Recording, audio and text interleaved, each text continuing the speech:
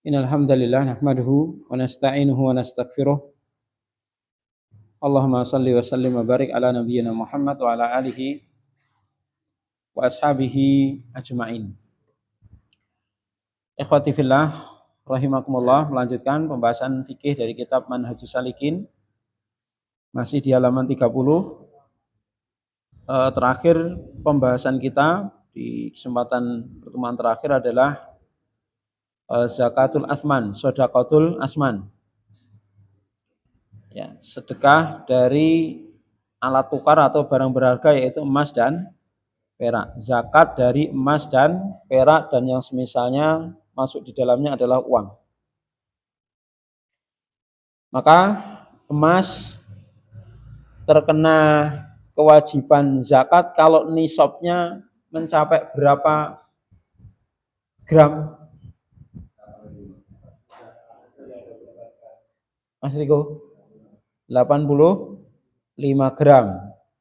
Untuk apa? Emas murni ya. Untuk emas murni 85 gram. Walaupun di situ ada khilaf di antara para ulama tentang kadar ketika dikonversi ke gram. Karena kan ukuran zaman dulu itu dinar dirham. Nisabnya kan 20 dinar. Emas nisabnya 20 dinar. Setelah dikonversi ke gram itu ketemunya macam-macam itu. Ya, pendapat yang masyhur itu adalah 85 gram. Itu pendapat yang banyak diambil oleh para ulama. Ada yang lebih dari itu, ada yang lebih kecil dari itu. Ya, nanti antum bisa browsing ya. Ulama berbeda-beda pendapat tentang kadar ya. Nisab dari emas itu ketika dikonversi ke ukuran gram.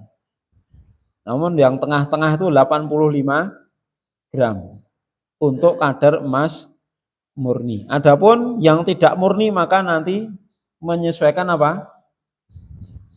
Kadar persennya berapa persen itu. Ya. Untuk mencari prosentasinya bagaimana? Caranya? Ya kadar karat tidak murni dibagi karat murni kali 100%. Ya, misalnya 22 karat, berarti 22 bagi 24 kali 100%. Nanti ketemu berapa? 83% karatnya. Kadarnya itu, kadar emasnya 83%. Nah, kalau 83% berarti emas 100 gram, emas 100 gram dengan karat 22 berarti belum sampai nisab.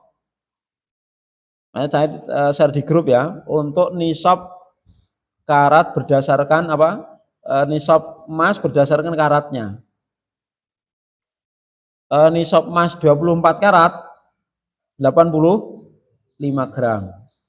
21 karat 97 gram. 18 karat 113 gram.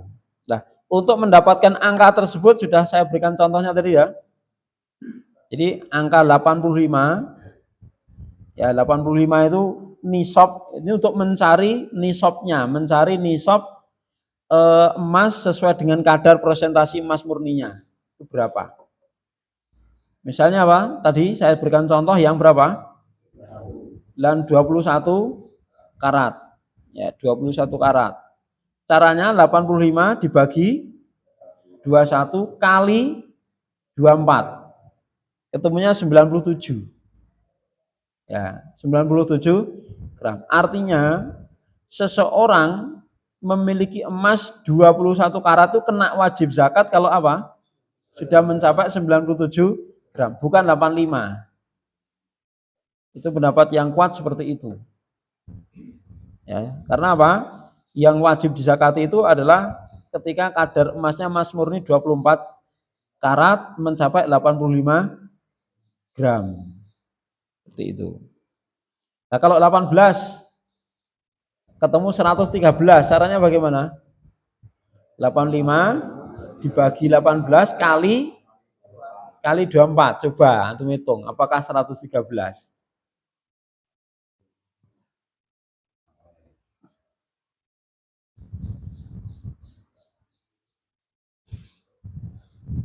85 dibagi 18 sama dengan dulu, jangan langsung dikali. Sama dengan baru dikali.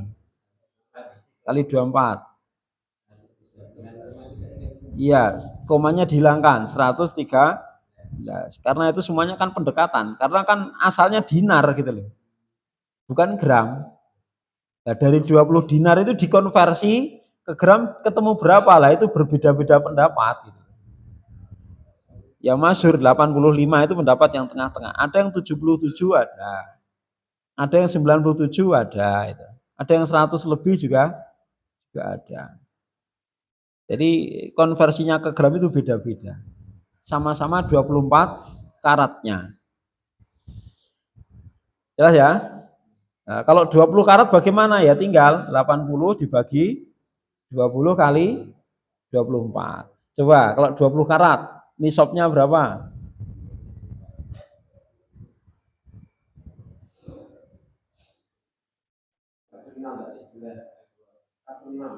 Kok beda? Caranya dibagi sama dengan dulu, jangan langsung dikali. Jadi 85 bagi 20 sama dengan berapa? Gitu toh, baru kali. Itu nanti hasilnya beda. Kalau 85 bagi 20 langsung kali, itu hasilnya beda. Jadi pakai sama dengan dulu, sama dengan tek, hasilnya berapa, baru hasilnya itu dikalikan 24. Berapa? 102 gram. Itu kalau emasnya 20 karat. Ya. Makanya kalau ditanya, lah harganya per gram berapa? Kalek nonton karate. Gitu.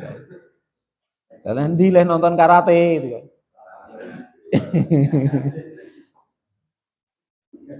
Gitu. Lah ya ning toko emas, mosok karate ning toko emas ya pecah kabeh tala seni. Maka jangan karate, karatnya. Ya lihat karatnya, itu pakai bahasa Indonesia aja. Jelas ya? Ya. Lah ya 20 dinar dikonversi 8. Jadi satu dinar itu sekitar 4,44 apa itu 4 sekian gram gitu. Satu dinarnya.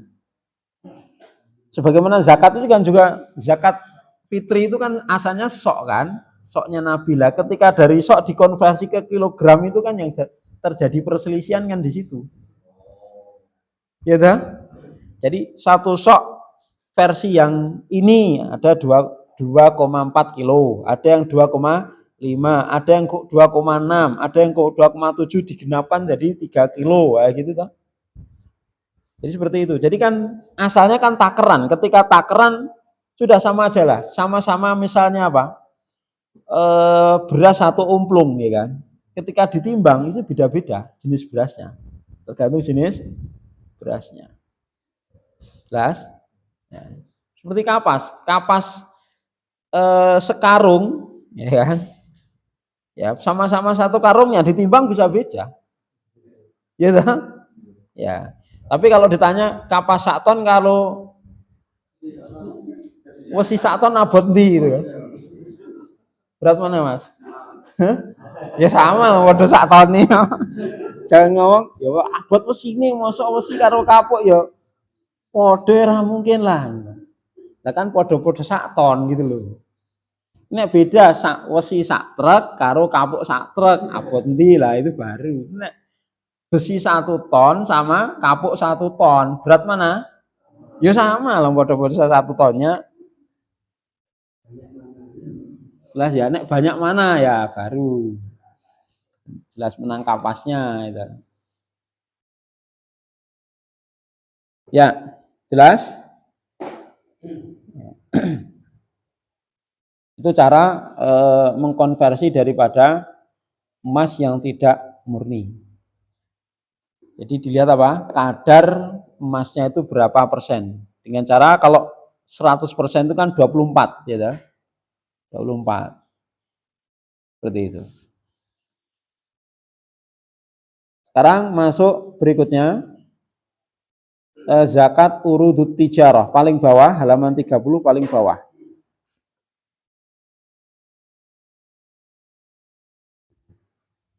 Baik, sebelum masuk saya tanya ini hadis yang terakhir kita baca.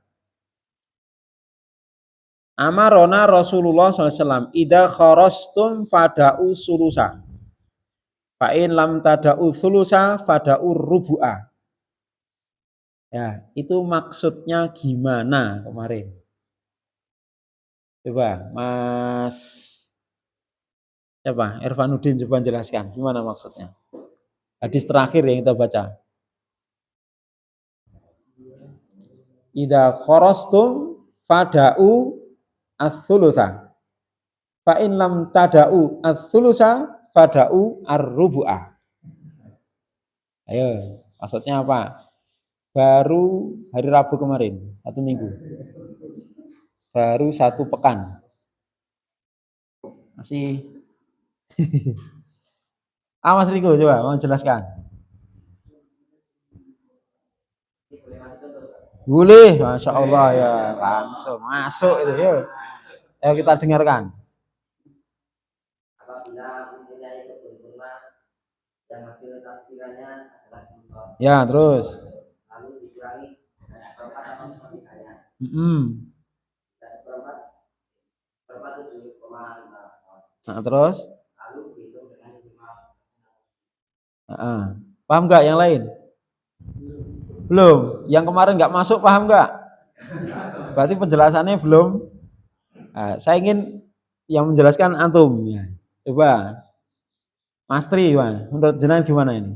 Penjelasan hadis ini gimana? Ida kharastum fada'u sulusa wa in fa in lam tada'u sulusa fada'u rubu'a. Ketika panen 10 ton itu diambil dulu sepertiga atau seperempatnya. Sepertiga atau seperempatnya, terus? Ya, terus diambil 5% dari situ. Berarti nek saya panen padi, gitu, panen padi sudah direntek, kemudian sudah masuk ke resek, diambil seperempatnya dulu atau sepertiganya gitu. Iya, itu yang sepertiganya atau seperempatnya. Berarti zakatnya diambil dari yang seperempat itu, 5% dari seperempat. Jangan tanya saya tanya antum. Gimana?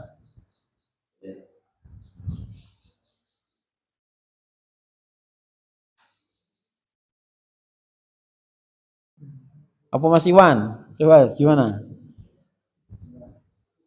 Jika kalian mentaksir mau panen, jika kalian mentaksir panenan, itu tinggalkanlah sepertiga atau seperempatnya. Terus?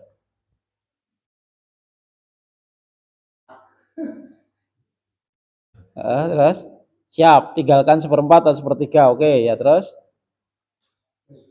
Itu dok. Lah terus gimana ngitung zakatnya? Kan penting ngitung zakatnya itu. Zakatnya kan 5 atau 10% toh. Nah. Dari sisinya tadi. Dari sisinya tadi. Lah iya. Lah itu kan belum jelas kan?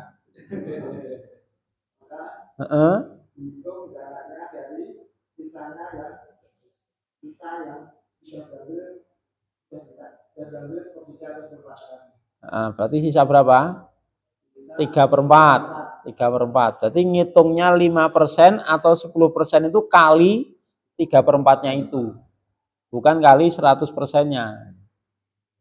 Dengan syarat apa? Itu dengan taksir, dengan perkiraan. Tapi kalau sudah hasil pasti, sudah dipanen semua ya, ngitungnya dari semuanya itu. Jelas? Jadi ini untuk kasus ketika mengambil zakatnya dari perkiraan. Karena apa? Panennya nggak bareng, gitu. Panennya nggak bareng. Sini sudah ada yang tua, sana mungkin nunggu sepekan lagi, sementara sudah diambil oleh petugas zakat. Maka diperkirakan, ditaksir. Seperti contoh tadi ya, Mas Liko punya kebun kurma.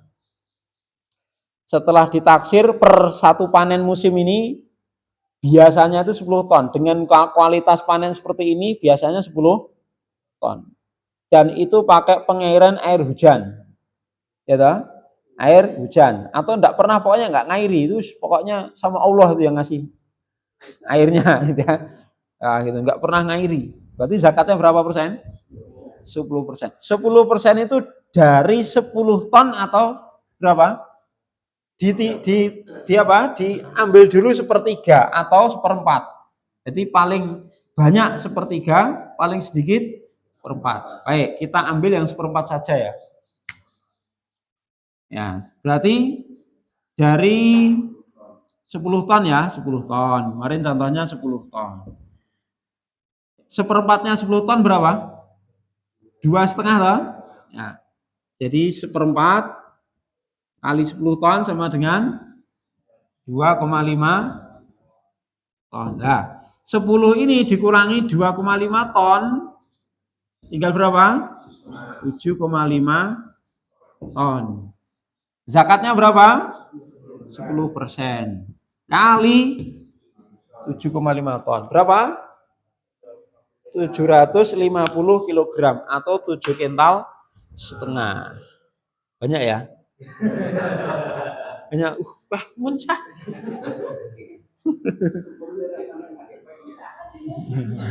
Kiraan. Kok naik zong piye? Ya, 7,5. Ya. Kalau ditimbang kan pasti tidak perkiraan. Nanti dari hasil totalnya itu berapa baru diambil. Tidak ditaksir itu ketika kan panennya nggak bareng. Jelas?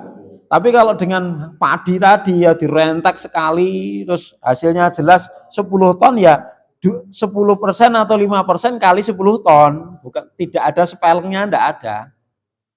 Jadi sepeleng seperempat ini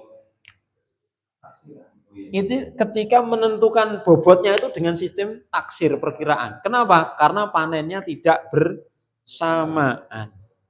Dan ulama menjelaskan hikmahnya apa? Ini nanti untuk apa? Nah, untuk ya kerabat dan lain sebagainya dibagi-bagikan.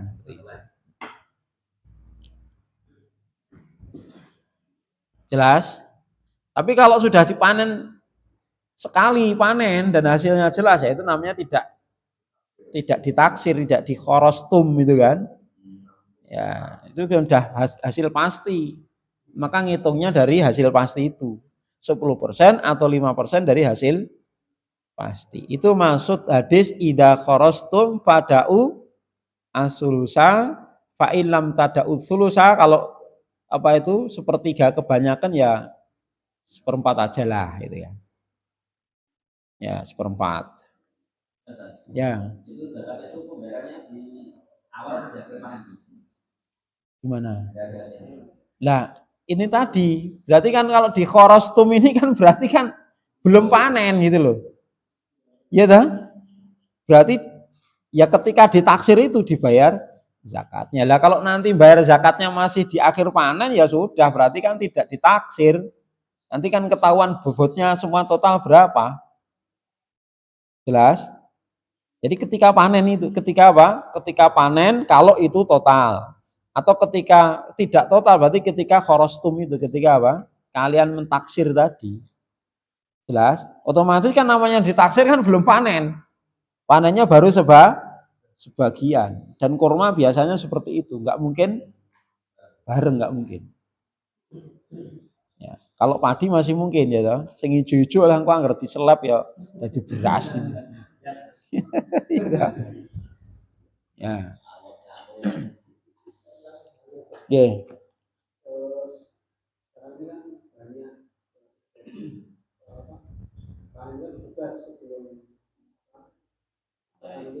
Ya. Inah. Inah itu apa?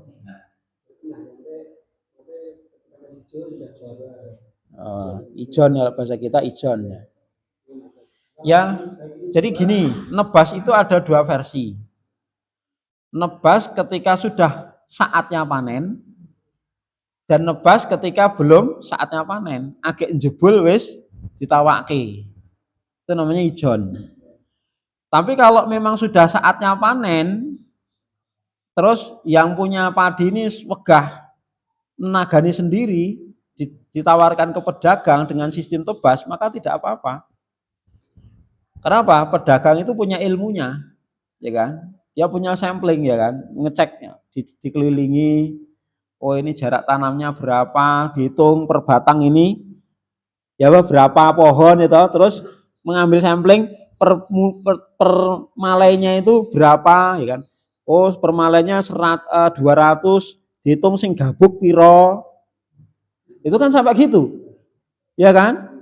Diambil beberapa tempat, dihitung, oh berarti ini produksinya sekian ton.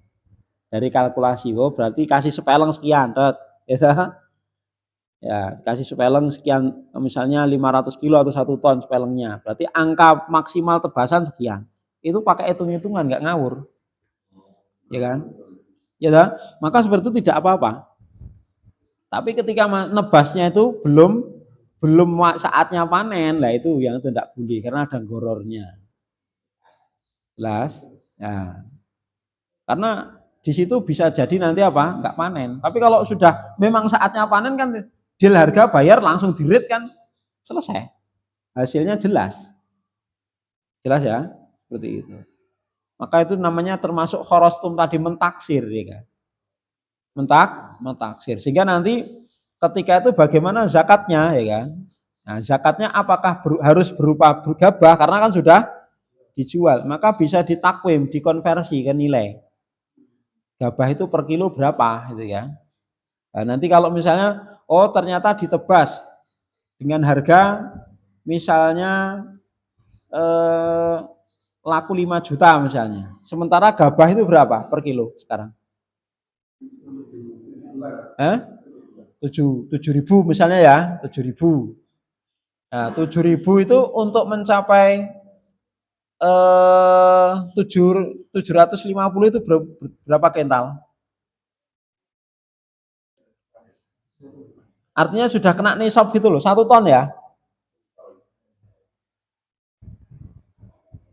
Coba misalnya 750 kali 7.000 berapa? 750 kan nisabnya 5 juta berapa? Kan gabah per kilo berapa? 1 kilo gabah 7.000 rupiah. Sementara nisabnya berapa? 750 gram. Berarti kali 7.000. Berapa angkanya? Berapa ini? 5 juta 250. Ya. Berarti nanti kalau padi itu dijual kurang dari ini nggak kena zakat. Misalnya ditebasi grup ayu 5 juta, nggak ada zakat. Karena kan belum mencapai nisab. Iya toh? Ya? Ya, ya kan ada nisabnya. Nisabnya tadi kan 750 kg. Ya minimal ya. Nah, berarti kalau angka 5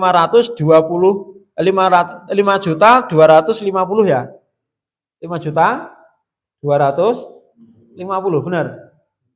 Ya. Nah, ini 5 juta 250 kan setara dengan gabah 750 gram. 750 kilogram. Ya tak? Artinya kalau nanti tebasannya di atas ini berarti kena zakat. Tebasannya di bawah ini enggak kena zakat. Jelas? Sehingga nanti ngitungnya kalau misalnya laku 7 juta ya, laku 7 juta misalnya. Berarti kena zakat toh? Zakat. Kalau pengairannya berbayar, ya pakai alat dan lain sebagainya, berarti 5%. 5% kali 7 juta. Berapa? 350. Longge 350. Itu zakatnya. Ya.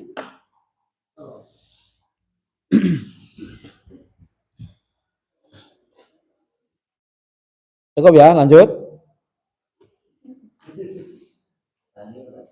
Ya. Berapa hektar lahannya Mas Ri? Belumnya ya. Alhamdulillah ya. Ya paling tidak bisa membantu tetangganya ngitung ke zakate. Ya.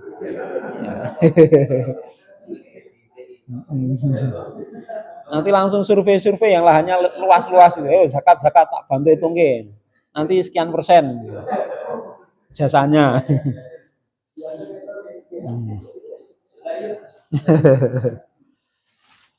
Baik, sekarang halaman 30 paling bawah. Paham ya? Hadis tadi maksudnya paham ya? Ya. Terus qala musannifu rahimahullah taala wa amma urudut tijarati wa hiya kullu ma uidda dalnya ditasdid uidda lil bai'i wasyira'i li ajalir ribhi. Ya, artinya wa amma dan adapun urudut tijarah. Urudut tijarah. Urut itu apa? Bukan dipelirit gitu, bukan urut. Apa urut? Yang dimaksudkan, diniatkan. Ya. Barang-barang yang dimaksudkan untuk diperdagangkan. Apa itu urudut tijarah? Di sini dijelaskan.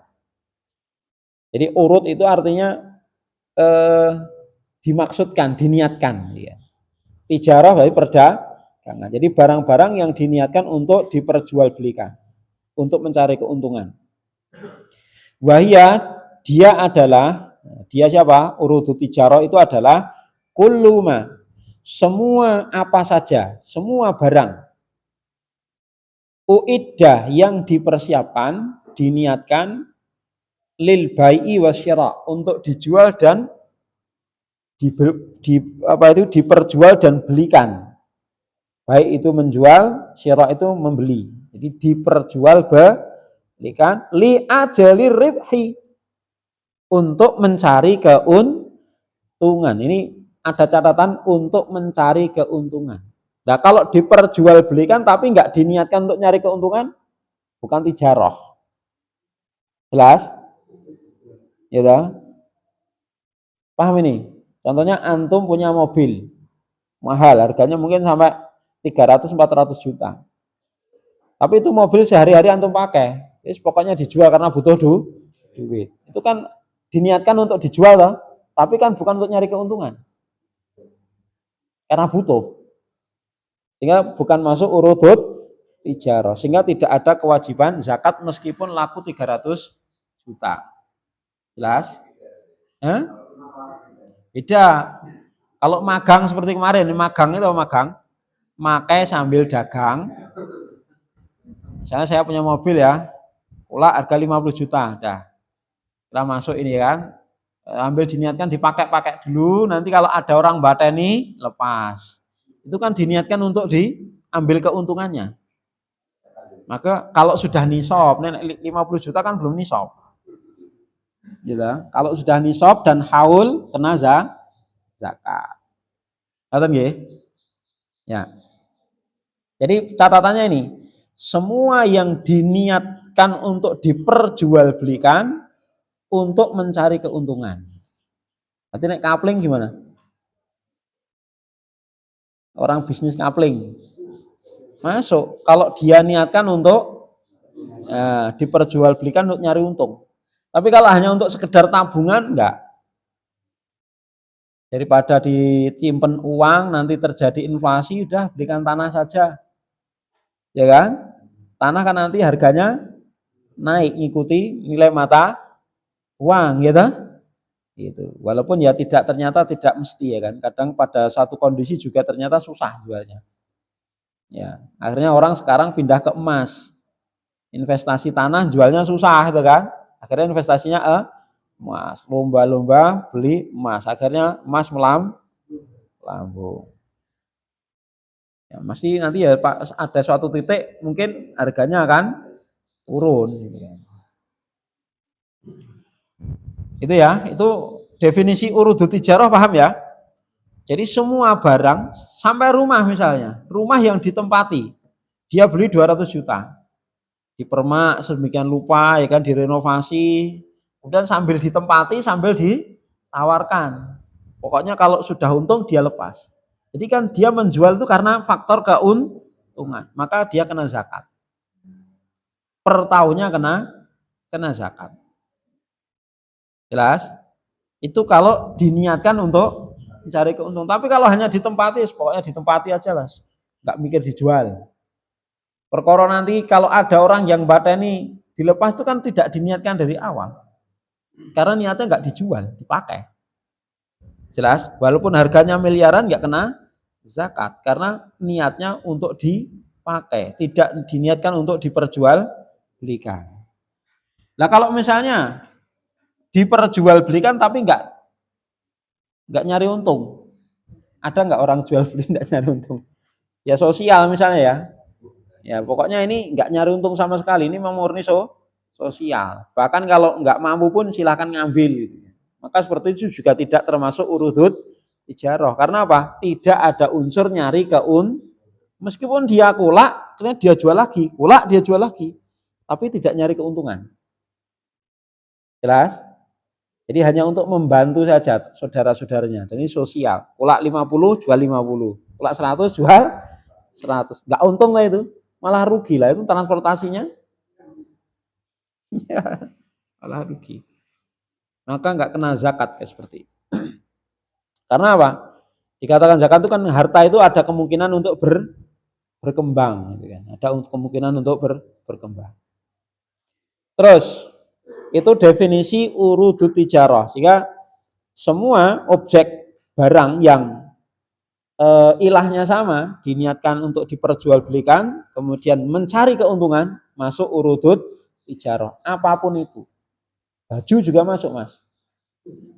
Kalau niatnya apa? Diperjualbelikan dan mencari keuntungan. Termasuk hewan ternak yang dikandangkan misalnya. Kambing, itu kan asalnya kalau dikandangkan nggak wajib zakat. Tapi ketika seorang pedagang misalnya, lantik, ya dia bukan hanya penggemukan, dia beli, tani, kemudian nanti badi dijual, beli lagi, badi dijual. Nah, kalau seperti itu, ya kan, dan dia tidak nunggu sampai gemuk gitu ya kan. Kalau penggemukan beda lagi, dia beli yang kurus-kurus, gitu, kurus-kurus, balung-balung Pak itu terus nanti dipelihara 3 bulan, 4 bulan, nah itu tidak masuk urudut tijarah. Itu karena penggemukan ternak kalau itu. Ya, kalau pedagang itu kan paling nginepnya ya sehari 2 hari. Jadi ngasih makan itu hanya dalam rangka mempertahankan kehidupan dia. Bukan dalam rangka menggemukkan. Makanya ya makannya ya sementing orang mati gitu kan. Enggak mungkin akan diberi makan macam-macam ya kan. Ya. Tekor nanti. Ya kan? Maka kalau punya kandang kambing dan situ memang dia belantik ya, dalam artian dia jual beli hewan, maka kalau nominalnya itu sudah mencapai nisab dan sudah mencapai haul, maka wajib zakat. Bisa dipahami? Terus fa'innahu yuqawwamu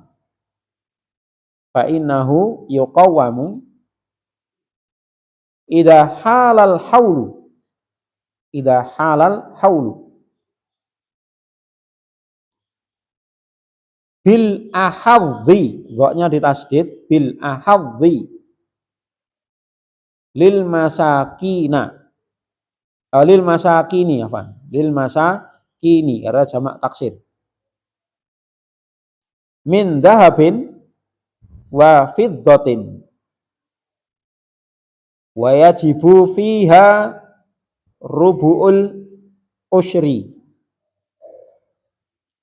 Artinya fa'inahu, maka dia ya barang-barang yang diperjualbelikan tadi yuqawamu, dikonversi, ditakwim itu dikonversi atau disetarakan ya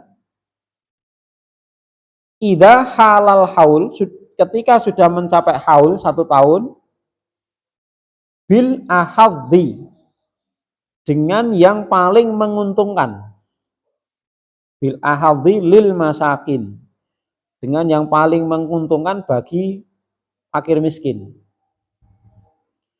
dari emas dan perak, min dahabin wa fiddatin, dari emas dan perak. Wajibu dan wajib fiha, zakatnya rubu'ul usyri, 2,5%. Paham nggak maksudnya ini? Jadi ngitungnya bagaimana? Ngitungnya barang yang diperjualbelikan tadi untuk mencari nisabnya, maka nisabnya nanti dikonversikan, disetarakan dengan mana yang lebih menguntungkan terhadap fakir miskin. Maksudnya menguntungkannya apa? Yang memungkinkan kena zakat dari emas atau perak. Jadi standarnya kepada apa? Emas atau perak. Paham? Ya. Contoh misalnya, nisab emas berapa? 85 gram. Harga per gramnya berapa? Misalnya 1 juta gitu aja ya. Dan ngitungnya gampang. Ya, nisab emas 85 gram. Sama dengan kali misalnya 1 juta. Ketemu angka berapa? 85 juta. Perak 595 gram. Kali per gramnya misalnya 100.000 itu ya. Ketemu angka 59 juta 500.000. Ya toh? 59,5 meh sewidak juta. Kurang setengah juta. Baik. Jadi nisab perak itu setara dengan 59,5 juta, nisab emas setara dengan 85 juta. Ini yang paling memungkinkan untuk kena zakat yang mana? Yang perak toh? Nah, beliau di situ menyetandarkan antara emas sama perak. Nanti dilihat mana yang harganya lebih rendah gitu loh. Jelas? Dari akumulasi 595 sama 85 ini. Jelas? Kalau misalnya harga perak ternyata 1 juta, harga apa? Harga emas 1 juta, tapi harga perak misalnya sampai apa? 500.000. Per gramnya kan sebenarnya masih mahal emas, tapi karena akumulasi coba kali 500.000 misalnya. Berapa coba? Berapa? Ini kan sudah 595 juta toh, separuhnya berarti berapa? 200 berapa separuhnya ini? 240 2,5 juta. Ya dah. Nisabnya ini. Berarti mana yang lebih mungkin kena zakat? Emas gitu loh. Jadi seandainya harga perak ini 500.000, maka ambil nisabnya emas. Paham? Walaupun ini per gramnya tetap mahal emas, tapi ketika dihitung total angkanya lebih gede perak, ya toh? Maka ambil nisabnya emas. Karena apa? Nisabnya emas lebih kecil, memungkinkan kena.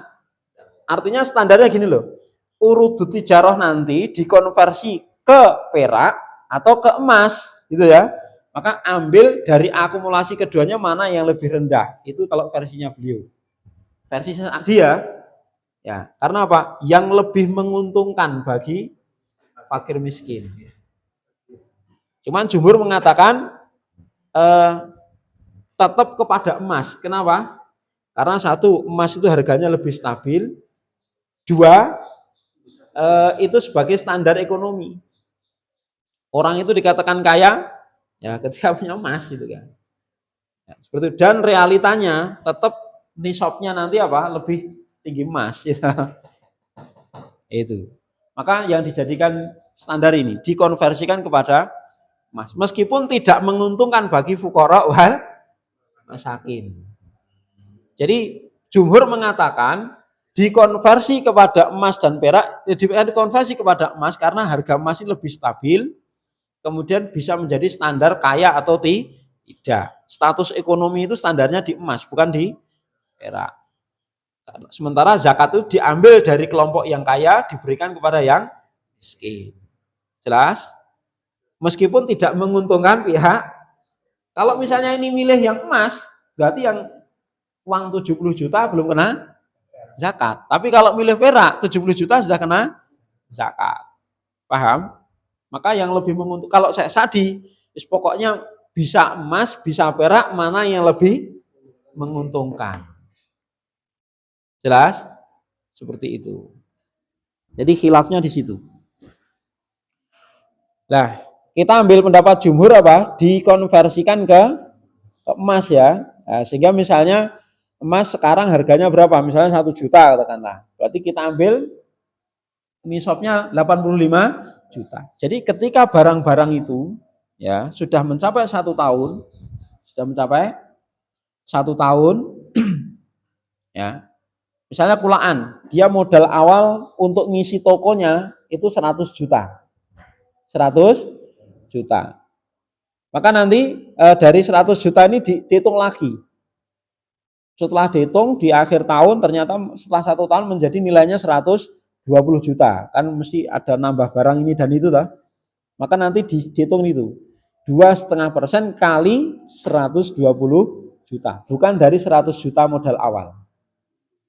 Jelas? Seperti itu. Karena apa? Pertambahan nisab itu ngikuti induknya tadi. Jelas? Ya. Terus. Berarti selesai ya. Zakat selesai dari hewan ternak sudah. Kemudian apa itu? Emas perak sudah. Khorid minal ardi hasil bumi sudah, urudu tijarah sudah. Sekarang waman kana lahu dainun. Ini yang ditanyakan Mas Joko dulu itu. Waman kana lahu dainun. Wa malun. La yarju wujudahu. La yarju wujudahu. Kalladhi ala mumatilin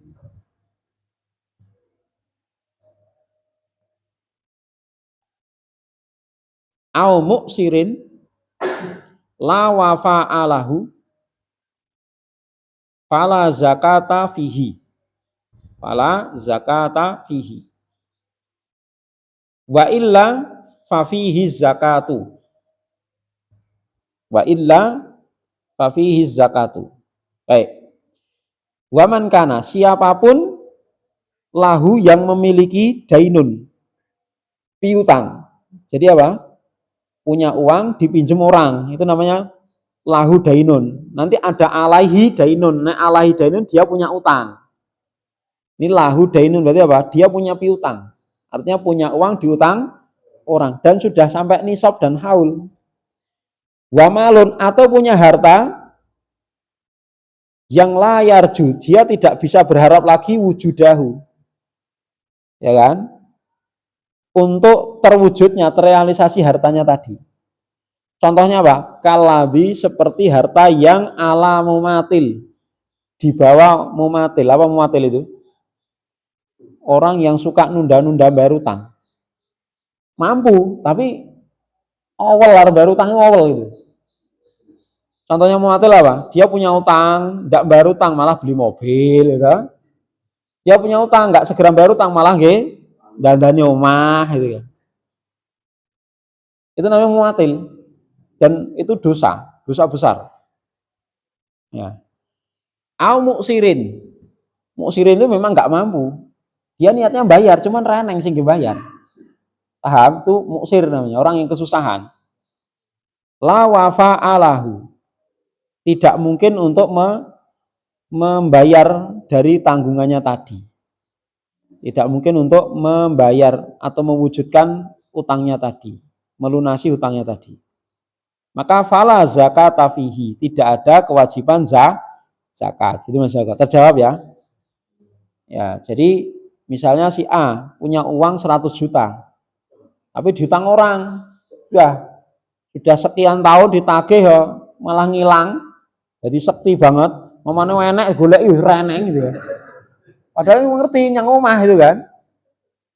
Moro dae ngilang. Teko anggota keluarganya enggak tahu. Mungkin ya ning omah saiki ora reneng gitu kan. Tahu-tahu bisa sekti kan, hilang. Dan setiap ketemu mesti seperti itu. Padahal dia terkenal ya usahanya lancar, bisa beli ini, bisa itu. Maka dia masuk kategori mumatil. Orang yang menunda-nunda bayar utang. Maka kalau modalnya seperti itu, ya dia tidak kena kewajiban zakat. Karena apa? hartanya nggak ada gitu. Tapi kalau dibawa orang yang amanah ya kan, bahkan berkali-kali mau dibayar cuman dia nggak mau, wis gawanan wae lah. Aku tibane tanggungan, wis gawanan wae, wis aku ora kanggo iki. Sok enak aku butuh tak nembung. Nah, itu namanya bukan mumatil kan. Maka kalau seperti itu wajib zakat. Meskipun dibawa orang. Ya toh? Ada tuh orang kayak gitu. Jadi mau dibayar itu malah nggak mau. Ya. Malah nggak mau. Yo pang duitmu dia tak lunasi. Wah aku orang butuh duit kok malah hilang. Wes. Mangko dikok ngebang alah kok ngebang kok malah kisruh. Kok ke ngomah gawa tuyul wis gawanen ae. Kowe iso nyimpen aman kok. Nggonku malah raman. Kok ke ngebang wis engko nek diretas karo apa itu? Hacker. Kok ngomah jikok tuyul wis babi ngepet ya oke saiki. Wis gawanen ae ya. Kalau seperti itu berarti apa? Wajib zakat. Paham ya? Wa illa fa fihi zakat. Kalau kasusnya tidak seperti itu maka wajib zakat.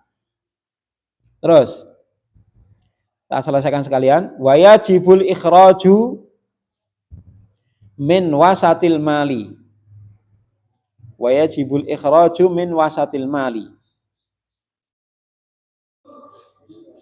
Wasatil mali. Wala yujzi'u minal adwani. Minal adwani. Wala yulzamu al khiyaru. Wala yulzamu al khiyaru illa insya'a rabbuhu. Illa insya'a rabbuhu. Terus wajibul ikhraju dan wajib mengeluarkan zakat itu min wasatil mal, dari harta yang kualitasnya pertengahan. Wala yujzi'u minal adwan, tidak sah dari yang paling jelek. Minal adwan, paling jelek. Wedhus yang golek sing jemblingan kuru ya kan. Ya, kuntingan dan lain sebagainya, penyakitan ya enggak boleh. Ambil yang kualitas tengah. Artinya kalau toh misalnya nanti dikonversi dengan uang, nanti yang dikonversi itu yang kualitas hewan yang pertengahan. Wala yulzamul khiyar, dan tidak diharuskan memilih. Artinya apa? Petugas zakat tidak boleh maksa untuk milih. Pokoknya saya sendiri yang milih itu, tidak boleh. Ya. Jadi harus ada kesepakatan. Illa ansya'a rabbuhu, kecuali kalau apa? Yang punya menghendaki pun jenengan ngambil yang terbaik. Ya, itu Masya Allah berarti sudah izin dari yang punya, maka tidak mengapa. Jelas ya? Selanjutnya, wa fi hadisi Abi Hurairah marfu'an. Dalam hadis riwayat Abu Hurairah secara marfu, sanadnya sampai Nabi, wa firrikazi al-khumusu, dan pada harta temuan wajib dikeluarkan zakat ya, al-khumus. Al-khumus itu 1/5, 20%. Al-khumus ya Pak, 1/5 sama dengan 20%. Nah, ini pembahasan rikas. Zakat rikas. Apa rikas? Barang temuan di dalam tanah. Nek di atas tanah namanya luqathah. Hukumnya sendiri. Nek di dalam tanah namanya rikas. Ya. Para ulama menjelaskan rikas ini adalah harta temuan di dalam tanah yang merupakan apa? Peninggalan masa jahiliyah. Ya, peninggalan masa jahiliyah. Atau masa yang terdahulu. Sehingga walaupun nemu barang di dalam tanah dan kemungkinan barang itu masih barang-barang yang upgrade hari ini, gitu, apapun, dan di sini tidak harus emas perak ya, apapun itu, dan tidak disyaratkan nisab dan haul. Intinya rikas itu semua barang temuan yang di dalam tanah dan itu sudah lama.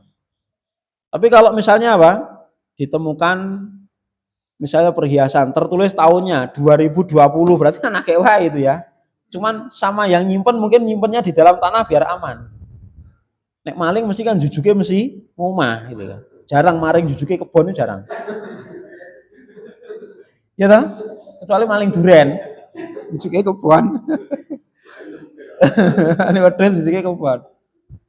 Maka mungkin orang itu karena punya emas batangan banyak ya, taruh dalam peti, dikemas demikian rupa terus ditimbun di dalam tanah. Kemudian ternyata apa? Pemiliknya meninggal atau gimana? Entah sehingga tanah itu terbengkalai. Nah, kemudian ada dibeli orang, alih ke kepemilikan. Kemudian digali. Nah, buat sumur. Loh, kok klorak neng pesi gede.